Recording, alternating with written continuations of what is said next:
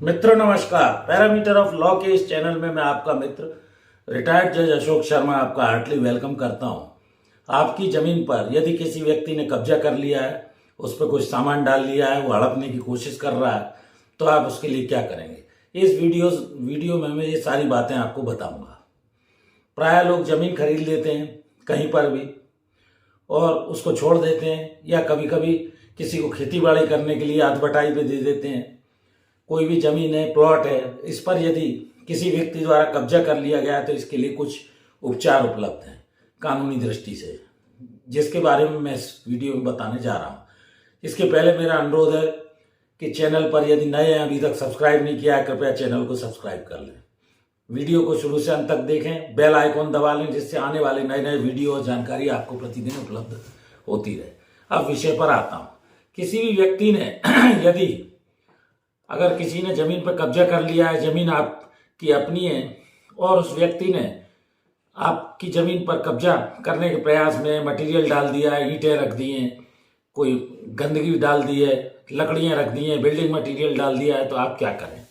इसके लिए सबसे पहले आप जो भी है, खेत है, प्लॉट है, इसकी शिकायत आप कर सकते हैं। FIR करा सकते हैं, सिंपली पुलिस स्टेशन पर लिखित में भी शिकायत दे सकते हैं, वकील के माध्यम से कर सकते हैं। धारा 441, 447 IPC का मामला भी उसके खिलाफ रजिस्टर्ड करा सकते हैं।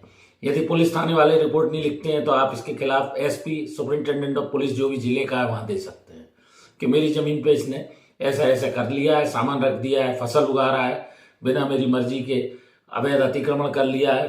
तो वो आपकी इस शिकायत के आधार पर मामला पंजीबद्ध करके पूरी विवेचना में लिया जाएगा और उसके खिलाफ क्रिमिनल केस रजिस्टर्ड हो सकता है। यदि आपने देखभाल करने के लिए लिया है और उसने कब्जा कर लिया है और वो वापस नहीं कर रहा है, तो आप उसके खिलाफ धारा 406 और 420 IPC के अंतर्गत, भारतीय दंड विधान के अंतर्गत भी रिपोर्ट जो है पुलिस थाने या SP को कर सकते हैं।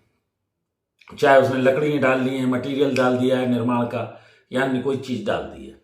एक धारा 278 IPC होती है, 278 IPC के अंतर्गत भी आप किसी ने आपकी जमीन पर कोई कचरा वगैरह डाल दिया है तो आप उसके खिलाफ कार्रवाई कर सकते हैं। पुलिस के यहाँ या SDM के यहाँ और डिस्प्यूट रिगार्डिंग इमूवेबल प्रॉपर्टी, अचल संपत्ति के संबंध में कोई विवाद है तो आप SDM के अनुविभागीय अधिकारी के यहाँ आवेदन दे सकते हैं, धारा 145 CRPC के अंतर्गत। वहां आपको सामने वाली पार्टी को नोटिस दिया जाएगा, आपको सुना जाएगा, उसको भी नोटिस के बाद वो भी उपस्थित होगा। दोनों के वकील पूरी इसमें सिविल की तरह प्रक्रिया SDM अपनाता है और वास्तविक रूप से देखेगा कि क्या अचल संपत्ति के संबंध में आपस में विवाद है, और उसके बाद जो भी साक्ष्य आएगी उसके आधार पर उसका निराकरण करेगा। तो ये तो हो गई आपके जमीन को वापस लेने से संबंधी कार्यवाही।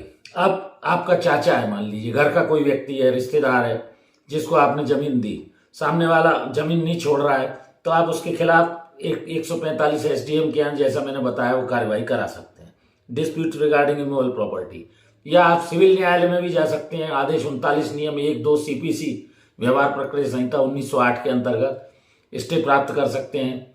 सिविल दावा लगा सकते हैं आधिपत्य का कि हमको पोजीशन इससे दिलाया जाए, इसको हमने ऐसे ऐसे दी थी और ये उस पर अपना आधिपत्य जमा के बैठ गया, हमको वापिस नहीं दे रहा है, कब्जा। इस तरह आप उस सिविल केस में ले सकते हैं। धमकी वगैरह देता है, कुछ करता है, तो क्रिमिनल केस जैसा मैंने अभी आपको बताया 441, 447, उसके अलावा 406, 420 IPC, जो भी धारा उपयुक्त होगी वो लग सकती है। और दूसरा तरीका है कि आप अपने बचाव में राइट ऑफ सेल्फ डिफेंस के अंतर्गत आप धारा 104 IPC के अंतर्गत, अगर वो मारपीट पे आमादा होता है तो आप अपने प्राइवेट डिफेंस के अंतर्गत, बस ये है कि जान से उसको मत मारना, लेकिन उसके दबाव बना के हाथ पैर भी आप अपने बचाव में, व्यक्तिगत बचाव में उसके हाथ पैर तोड़ सकते हैं। लेकिन इतना मत तोड़ना कि वो कोई ग्रीवियस हर्ट हो जाए या उसकी डेथ हो जाए। तो वो आप बचाव में, जिसको बोलते हैं व्यक्तिगत सुरक्षा के अधिकार में, ये सब कर सकते हैं। तो मैंने ये आपको किसी भी व्यक्ति के द्वारा यदि आपकी भूमि, जमीन, प्लॉट पर कब्जा कर लिया है तो बेकब्जा करने के लिए आप ये सारे कानूनी उपाय अपना सकते हैं। वीडियो मित्रों कैसा लगा? मैं इस चैनल के माध्यम से छोटी छोटी जानकारी आपको देकर और आपके कानूनी ज्ञान को बढ़ाने का प्रयास कर रहा हूं। चैनल से जुड़े रहिए, भरपूर स्नेह मिल रहा है, मैं हृदय से आपका आभारी हूं। इस वीडियो में यहीं तक, कल फिर मिलते हैं नए वीडियो के साथ। Thank you for watching this video. कल रविवार है और मैं 9 से 9:30 बजे YouTube पर